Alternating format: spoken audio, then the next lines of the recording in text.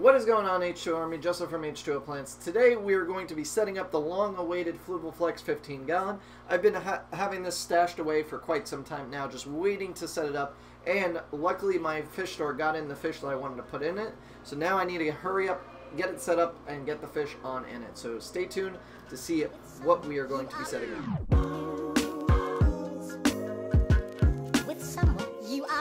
Hit the subscribe button to enlist in the H2O Army.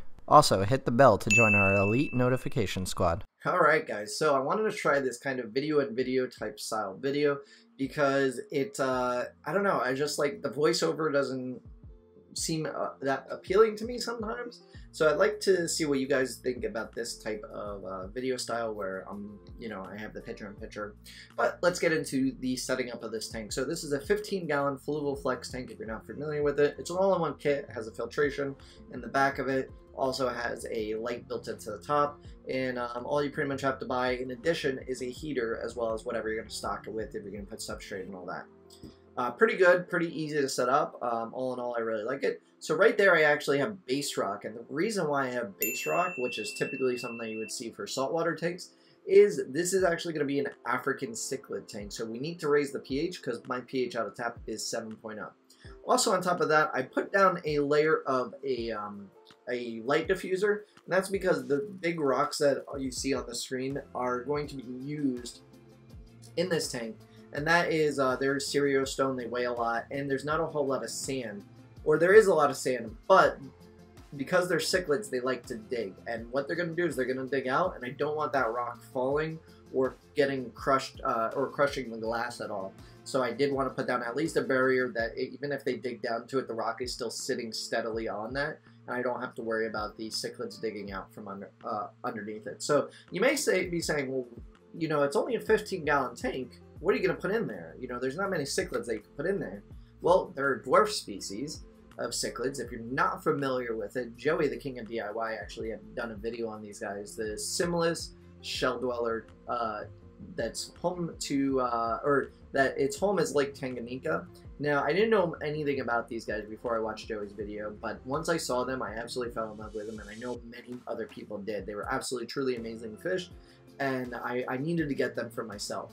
So I asked my local fish store, hey, can you get these guys for me? And a couple months later, he said, yeah, I got them in. And that's literally the same day that I set up this tank. They're actually in that brown paper bag as we speak, I think, or another bag off camera. But literally he called me up and he said, hey, I got them in. And I'm like, oh, I'll be right there. So I drove about an hour away to go get them.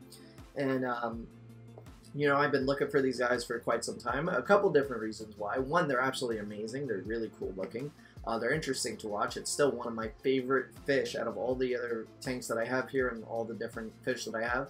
I mean, I don't have a ton of fish, but I do have a couple different tanks of different species. These are by far my most favorite to watch. And, they're just really interesting. So you see here I'm adding in some shells. What I did temporarily is I got some saltwater type shells from like turbo snails and what else? Turbo snails, it's like some clam shells, and I put them in there temporarily because I didn't have any escargot shells on hand, which I added in at a later time, probably the next couple days after that I added in there. But we also did plant this tank, so you know, we wanted to try and experiment with what plants will work at an 8 pH, being that I oftentimes get asked, hey, I have cichlids, what kind of plants can I add? I can speak from experience now because I do know the crypts do well, at least mine are. I'm using crypt balanase. We also put in there some 4-leaf clover, the dwarf variation, which hasn't been dug up yet by these guys. I also added in some Anubis Nana Petite, which you saw me gluing to the rocks just before, and I also added in some Java Fern Lace, which is in the back, also glued to some rocks. Probably a couple days later, I added in some Water Sprite Lace. That's because if these fish ever do have babies, Water Sprite Lace is nice because it has just leaves that kind of intertwine once it gets bushy enough, and it would be great for babies if they don't want to be in, say, the shells all the time. But what's interesting about this species is they kind of raise the fish up as like a community almost.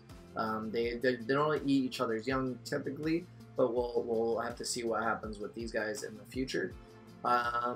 What else happened here? So yeah, basically I acclimated them I let them sit in the tank for a while.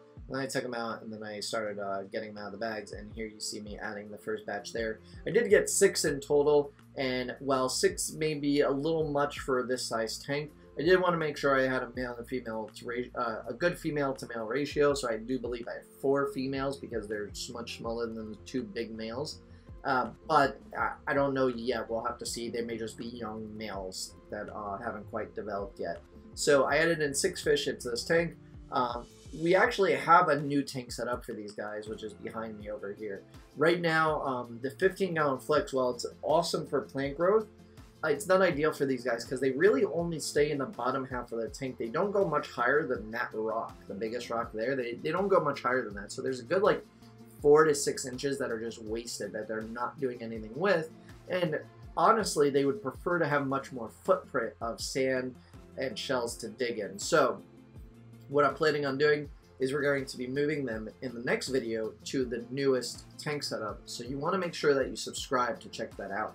But also, I wanted to ask you guys, because we're going on like this naming spree. We named the 55-gallon, which will be announced in the next video that we do on that tank, as well as your name suggestions for the Celeste Pearl Danios. But I want to know, what should we call our community of shell dwellers? Put down a name in the comments below. I'll choose my top 4, and in our next update of this video, when we're setting up the new tank and when we introduce them into that tank, we will choose the top 4 for you guys to vote on in that video. So make sure you do that.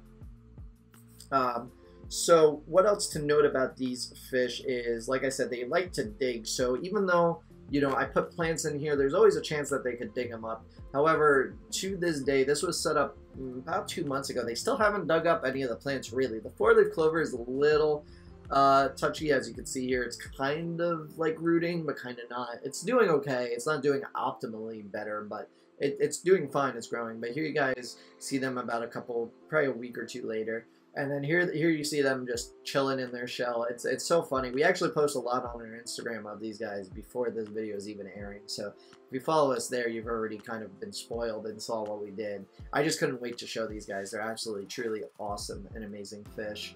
And, you know, we do have, they've established their territories.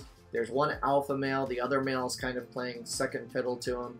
The 1 alpha male bounces around to 2 females that I could tell so far. What I'm feeding these guys here, you can see bloodworms. In the previous clip, they were being fed frozen brine shrimp. So I'm doing frozen brine shrimp, frozen bloodworms, freeze-dried bloodworms, some cichlid pellets, and some cichlid, or some flake foods also mixed in, just to give them a variety, to make sure they're getting everything that they could possibly need. If they want to eat the flakes, cool. But I like to mix it up because you don't want them to get solely used to one type of food. That's never a good thing if you ever want to try and switch it up. You know, if they're only accepting one type of food, it's impossible to get them to try and eat something else. So yeah, this is the way the tank is after I added the escargot shells. You can see here, kind of all just chilling there. They've established their little territories. And what we've been doing is, I actually haven't done much maintenance on this tank. We literally have just left it, and you could see by this next clip that this is what it looks like today. I haven't cleaned the glass. It's just tons of algae growing on the glass, tons of algae growing on the rocks, and some of the plants have a little algae. I have a little brown spot, diatoms, nothing too major. I did see a little cyanobacteria growing, which I'm not too worried. It hasn't gotten out of control yet. If it does spread, I will treat it with something that I have here. I'm actually wanting it to spread so I could actually do a video on how I treat it. Hopefully it does spread so I can do that video. But overall, it's looking nice. Hopefully, if they do wind up spawning, we have some babies. Maybe one day I'll sell those babies if we have enough of them to sell. Doggies. You know, the whole idea is that if they do have babies, they have stuff to graze on, so that's why there's algae growing on stuff. I haven't cleaned it, left it there so they have stuff to pick at and at least graze, because you do need to feed the fry quite often, and I feel like having something to graze on would be very ideal for them. So in the next video that we show of this particular tank, we're going to be showing the new setup of this tank and the new scape, as well as a special update to this, which I don't want to reveal in this video, but you guys are going to just want to stick around to see what it might be. Make sure you leave your name suggestions below, hit that like button as always, subscribe if you're new, guys, and I will see you on the next video next Sunday, and unless you tune into our live streams on Wednesday. So yeah, later. I'll see you. Peace.